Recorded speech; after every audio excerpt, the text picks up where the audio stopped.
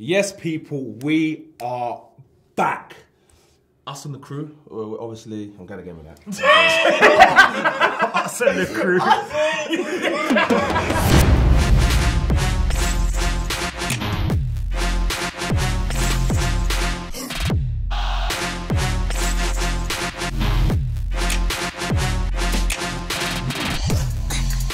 Yes, people, we are back.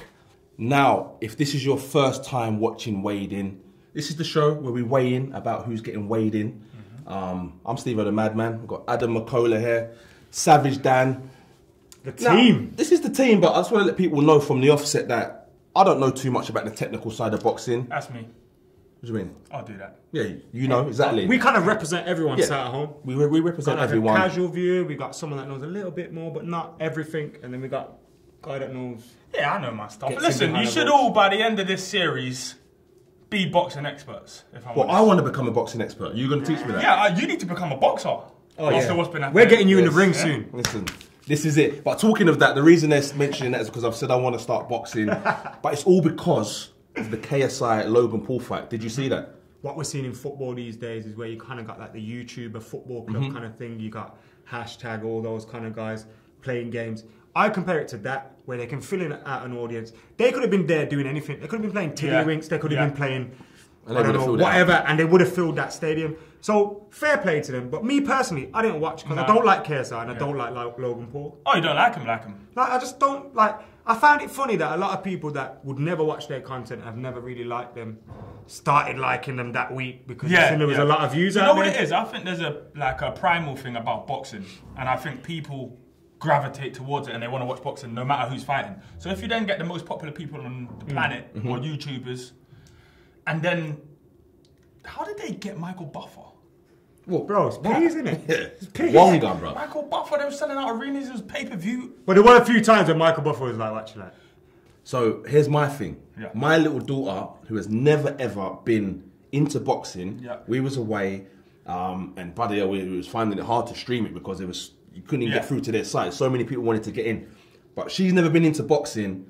She sat with me and watched boxing. I told her the little things that I did know, and for me, seeing that a little kid that was never into boxing is now a fan of boxing. She's now talking about AJ. Yeah. She's talking about my boxing show. Like, you know what I mean? So I think that cannot be bad for boxing. No, it's not. That's a good point. Yeah. It's like a gateway for some people to watching the sport and following the sport. But then at the same time, that weekend, if you wanted to watch boxing, why are you watching that Bottom fight? line, because if this you is- want to watch boxing, like that's not the fight to watch. They can't If box. you're gonna watch KSI versus Logan Paul, then please make sure you're watching Triple G versus Canelo. That's all I'm gonna say. So in the first episode, we made predictions on who was going to be put on the weights in the Dillian White and Joseph Parker card. I've got the predictions here. So in the Ben Paynoud fight, I said Ben 5th round. Dan said Ben on points. Adam, you said Ben to get KO'd in the 10th. No, I said him to get the KO in the 10th. Sorry, my bad. To get the KO in the 10th. I was going to say, did you say that? Ben got unanimous decision, so... Yeah, I didn't think we learned too much from that. It was the same fight.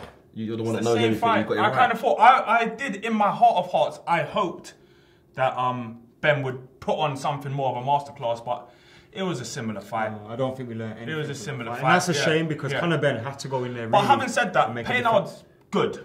He is good, but I still think They underestimate him. Conor Ben was expected to go in there and put on a better performance. I I don't think from he did. Conor Ben you get what Conor Ben gives you in it. It's going to be intense and it's going to be a firefight. Didn't his dad say, I remember saying this, and I'm sure I watched his dad say, if he don't beat him convincingly, he might as well go and be an electrician. He might as well go and get a trade. That's what his dad said. Sounds like something. So to say. going 10 rounds and getting a unanimous decision is not beating someone. Listen, a unanimous convincingly. decision's good if you win it 10 rounds to none. Chisora Takam, which was a a fight. great fight. I said Chisora would win by knockout. Didn't say any round though. Dan said Chisora on points, but then changed his mind last minute and said majority draw. Adam had Takam winning. Chisora knocked out Takam in the 8th. I did not see that coming. I was the only one that called it right. Yeah, I didn't say shot. the round, but Big shot. great fight. Yeah, good fight. I still think, was it not for that, Takam would have had him. But I think Takam thought he could put pressure on and Chisora would run out of gas before he does. It wasn't so, and you get clipped with a big shot Big up shot, here, man. Big and you big are shot. not going to get It was one of those rounds though, yeah. And when I went home that night, I could just hear the body shots in my head just slapping. Yeah. Because there was one round where Takam had Chisora in the corner and he was taking some punishment. Yeah. And that's why, like, Chisora kind of just had to dig. Because if Chisora loses, it's done. Over. Career's done. Yeah. But, so from this now, he's won that fight. I know he's in amongst with the British champs and that now, but who's he got around the world? He ain't in with the Joshuas. I think he's got a perfect position in British boxing. So, for example, he is in many ways a gatekeeper to the elite. So you have to be before you can fight the elite, you have to get past. I think he's a perfect measuring stick. So if you're a top fighter and you want to be able to test kind of where you are, he's the fight. So the talk from Chisora is he wants to fight White again. So White, Chisora, #2. Yeah. Now, mate, I think White's so far ahead of him. Yeah. He is looking at the world elite. I think that's only a possibility if White doesn't get the fight he wants next. Well, so there's a vacancy there for him. Is going to probably... I've heard he's become the favourite now for the April fight. Yeah, I've heard that. Which means, if that doesn't happen, then of course people want to see Chisora White again. The April fight is Joshua we're talking about, right? Yes. Yeah. Because Joshua has to fight in April. Yes, he has to. We've got Wembley booked for them. So, I mean, who knows if it'll be Wilder? We don't know what's happening over there just yet. But I would like to watch that again. Would White be... I would watch it again. Would White I thought Chisora won the Would White... Exactly. This is what I'm saying. Would White be... Considering now, statistically, and I think where is he ranked? #5 in the world? Heavyweights? Who? White. I would presume he's inside right the fight. I think he'll be third. Third. Would he be stupid? Would it be a risk fighting Chisora, bro? Because Chisora, you've seen, however, he's never out of it. He's shown he's a man that doesn't really care about rankings or what. He does care about rankings, but as in, he's not scared to take a risky fight before he takes the big one. Talking of White Parker, we had the predictions there. I went with Dillian White. Dan, you said White in 12 rounds. What does that mean, in 12 rounds? So you're saying it won't inside. last? You said it wasn't going to points. Yeah. I think I said in. I think that means... Oh, okay. So that means you think in those 12 rounds he's going to lose. He's going to win that fight. Yeah. Okay. Adam, you said White win and thought it'd be on points. So we all know White beat Parker. So he was all right. Eh? We're all predictors. One sec. So I've got one. You've got one. Yep. We've all got one. That means he got two. You got two. And I got one. Yeah, sorry. 2-2-1. Whatever, bro. You're last, innit? Yeah? So we're going to be back in a few weeks to talk about the Joshua fight. But we have to talk about what's going on in the heavyweight division. Now, Fury Wilder, obviously they're saying that they got this fight going on. Saying that it's going on.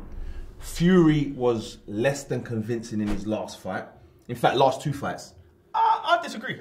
Why will you disagree? I think he won both fights convincingly. As in, for example, that last one against Pianeta, I think he won it convincingly. It's just the level of opposition is not the opposition that can trouble him. I think people just expect Fury to just knock these guys out. We've seen Fury in trouble guy, against poor opposition before. Yeah. We've seen him get dropped. Do you think the better the opposition, the better Fury? I think so.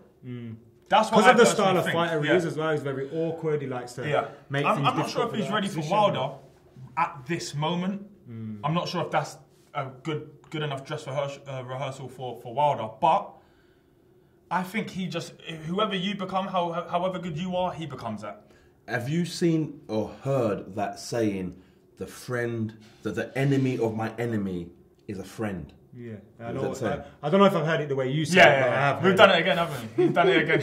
Anyway, bro, do you think that Wilder and Fury literally said, you know what? Let's just do it. That's exactly what I think. Joshua, I think it's all about Eddie Hearn. It's all about Frank Warren getting one over Eddie Hearn. Yeah. Wilder, because really and truly, the way they're looking at it is, Wilder wants to come out and say Joshua didn't want it with me. Fury wants to come out and say the same. The only way they can both come out and say that is by fighting each other and then playing it.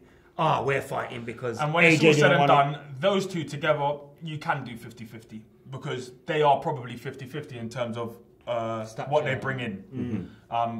Neither of them are 50-50 with AJ. No way. So what they're asking for, they're just never going to get. This fight hasn't even been commissioned yet, or no one's even got a license. That's why I say supposed to be. Both of them... No date? No date. You know, it will... I think it's going to have to happen because if they don't, they're going to be crawling back with their tail between their legs to Eddie Hearn. AJ fight. And they'll get 15 quid for a fight. So obviously Wilder's last fight was in March. When we're talking 3-4 months ago. Fury fought last month. But Wilder can't wait another 10 months for a fight. No. For one, when does ring rust kick in? How many months, years do you have to be at the ring? I think it depends on the person. And the way they fight as well. Like, I think Fury, like you said, kind of, it's like Mayweather, kind of like, they very rarely show the ring rust because of the way they fight. I think Fury's more likely to show ring rust than Wilder, who's looking for a big right handle night. The ring rust he doesn't really care if you're beating him on the cards until he catches you with it. He's the more active fighter as well. Also, I think to stop Wilder, I do think you need to be able to punch. Yeah. And Fury can punch. Do you not think Fury's got the power for him? I don't think he's Well, got no, enough. he doesn't knock out a lot of people, does he? Well, No. not even Then just he knocked that. himself out. Remember when he uppercut He doesn't really impose himself on you in a way that he makes you stay there. Yeah. Even in his last fight against Pianata, he was still trying to walk him down because Fury didn't really have a shot that said to him, stay there. And I think that's a massive problem if you're fighting Wilder and you can't even make him think twice. So do you think Fury's only way of winning that fight is on points? Yeah.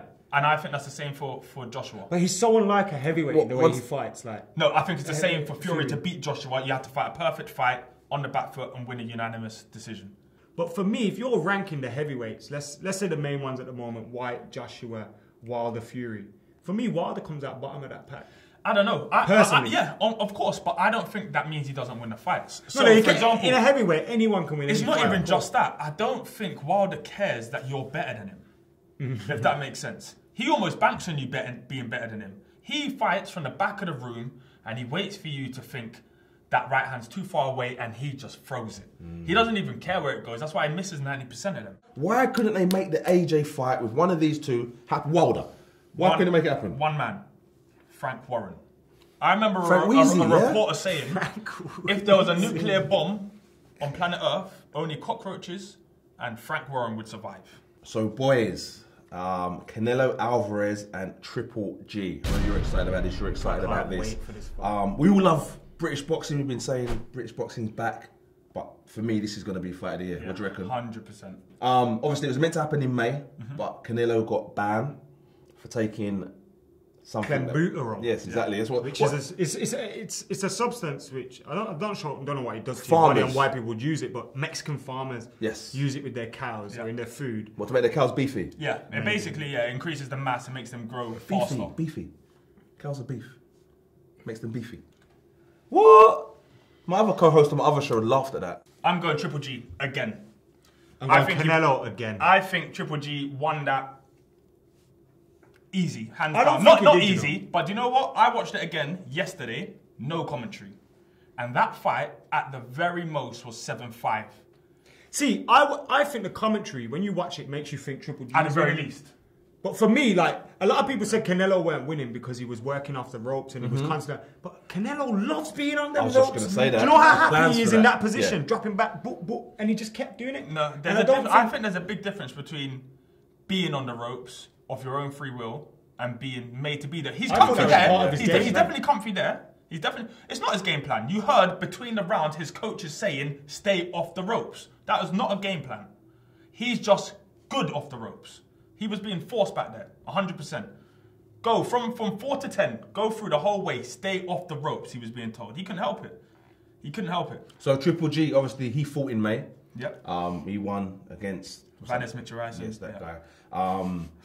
But Alvarez hasn't fought anybody. Yeah. Again, going back to this ring rust, that's too short a time. These guys will be, it's like these guys will be in the gym, they will be sparring. Yeah. Obviously, sparring isn't like the real thing, different, but they will be sharp. They're not going to be just going into it cold. Also, it wasn't a long ban. It's a 6-month ban from the date of the first test, which meant he was only up for around 4 months, I think, something like that. Do you think he's lost a lot? You think his stock's dropped a bit because of that ban?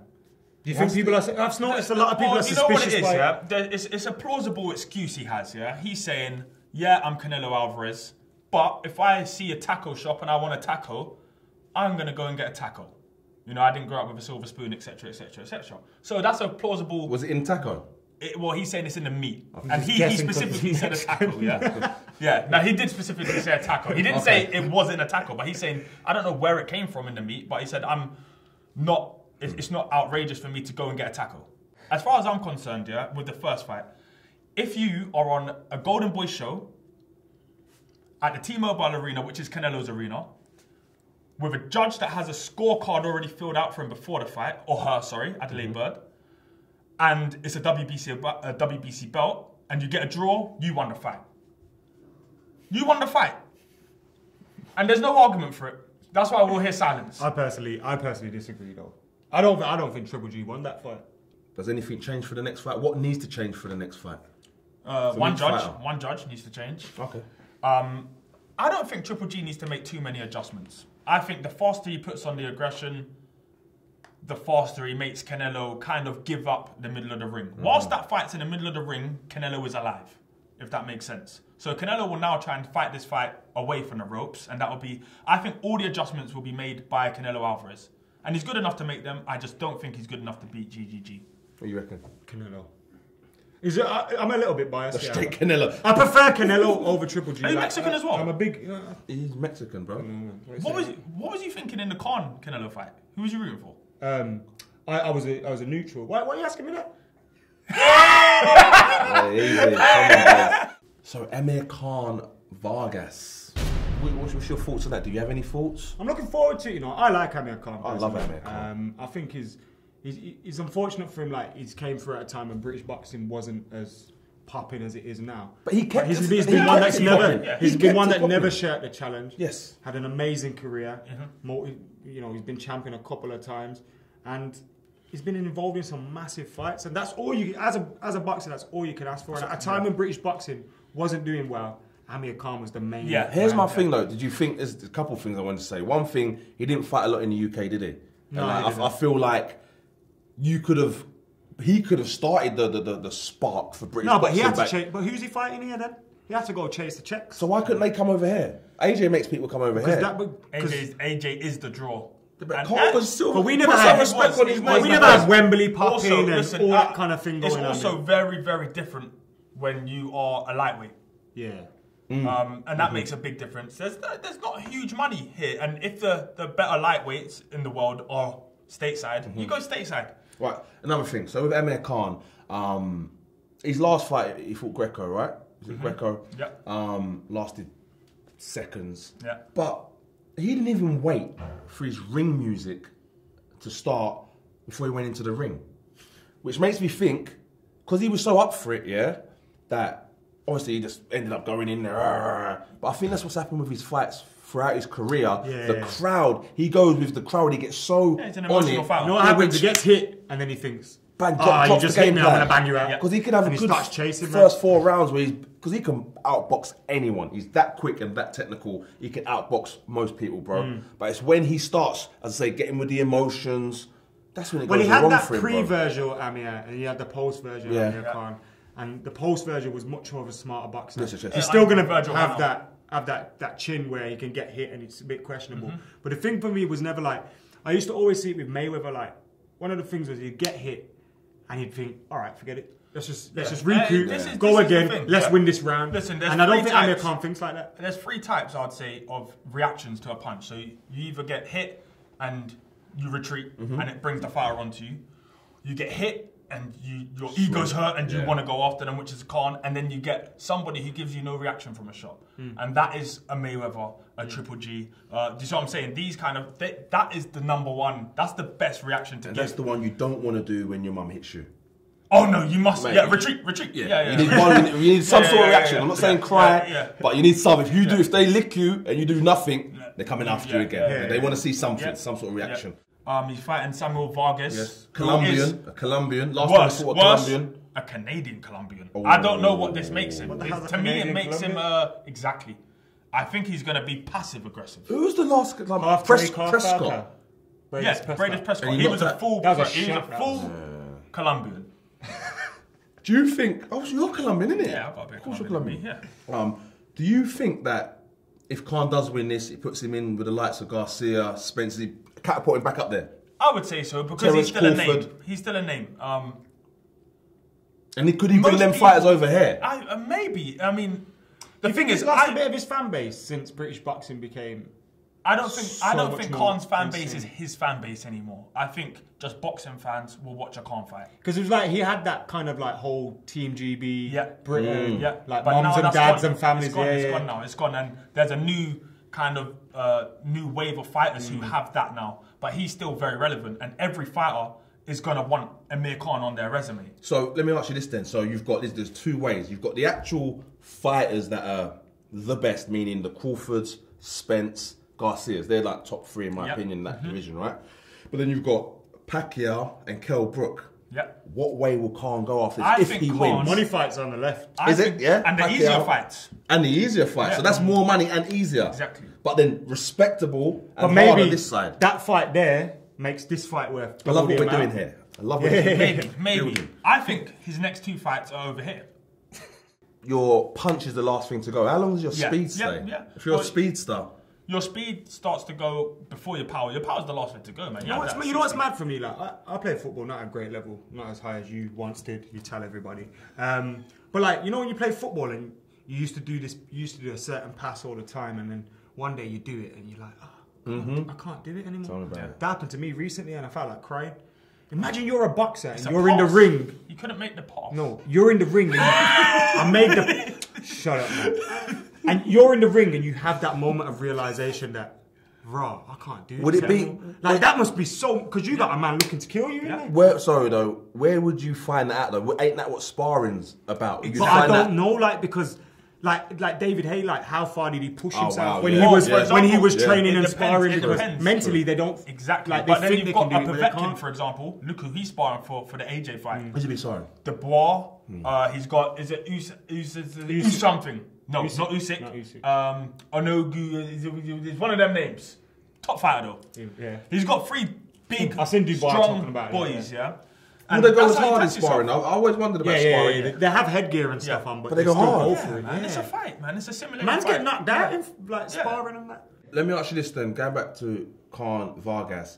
Vargas has said one punch lands on Khan's chin. He's trying to get into Amir Khan's head. So is he trying to get into his head, or does he actually believe that? And if he does actually believe that, is that going to be his downfall? As a boxer, you have to believe that. However, but if you've got 14 KOs out of your 29 wins, you don't consider yourself a puncher.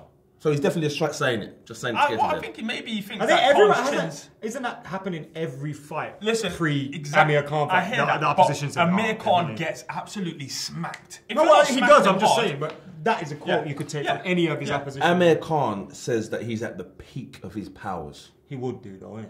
Well, listen, he's 31, so physically he actually might be in his peak. When's the boxing football? They say the football peak used to be 27. They're saying it's now probably a little later. Now. Yeah, a little bit later. 28 to 30. Yes. What about with boxing? Is there a number? I think there's a physical peak of around 32 as a boxer. Right. This section of the show is called On Weights. Now, this is where we predict some of the bigger fights that are on the card. Got a big card, stacked card. At Wembley on the weekend. Bro, let me ask you this. Who do you think is getting put on the weights in the Amir Khan versus Samuel Vargas fight?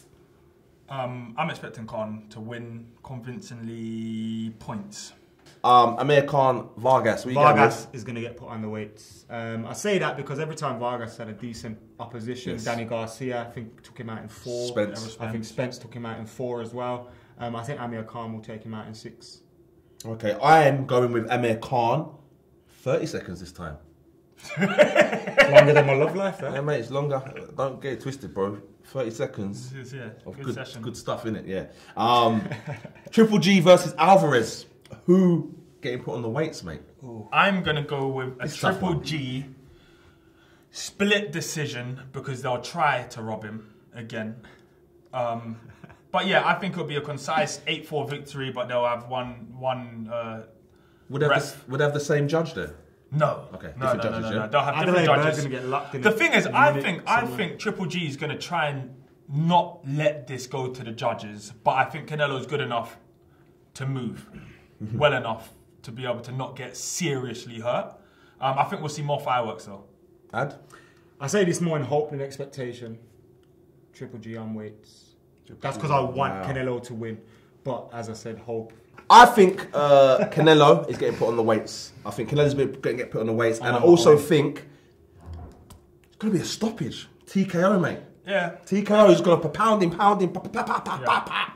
Do you know what? It's actually a fight where I wouldn't be surprised with all 4 results. 5, sorry. Yeah. I wouldn't even be... I've seen the way Canelo's training, and he seems like he's focused on the body. So, a Canelo body stoppage would be the most far-out thing I can think of, but I think he could stop Triple G. Oh, yeah. Triple G could stop him. It could be a draw. And I think they could both go unanimous. So I just don't... I just can't wait. These are the fights that I think there'll be a trilogy of this, though. Yeah. Has to be. Has to be. People, let us know how you see the 3 fights that we've covered going, man. Honestly, because they're tough. They're tough for me to call. Yeah, obviously, he thinks he knows everything. But yes, please leave your comments and let us know how you see them going. Oh, man. Well, that's the end of the show. Obviously, if you liked it, leave a like, comment, subscribe to the channel. I've been Steve-O the Madman. I've been Adam McCullough. I am Savage Dan. And this was Weighed In, JD style. Yeah, Jesus! Jesus!